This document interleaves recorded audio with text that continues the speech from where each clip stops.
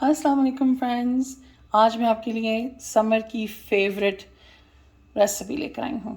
इसमें हम यूज़ करेंगे mango, milk, ice and sugar. हमने ले लिया यहाँ पर 1 गिलास दूध, थोड़ी सी आइस और 1 टेबलस्पून चीनी।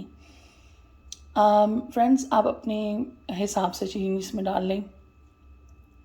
हम सब कुछ ब्लेंडर में डालेंगे। ऑफ कोर्स पील करके मैंगोज़ को स्लाइस करेंगे, ब्लेंडर में डालेंगे, ब्लेंड करेंगे और इन्जॉय करेंगे। मैं आपको दिखाती हूँ। ये ले फ्रेंड्स, हमने ब्लेंड कर लिया है। चाहें तो आप घर में बैठ के इसको आराम से मज़े से इन्जॉय करें, या टू गो के लिए आप कप में डालें, ऊपर से ढक्कन डालें and enjoy, take it anywhere. उम्मीद करती हूँ कि ये आपकी भी बेहद मज़े की बनेगी।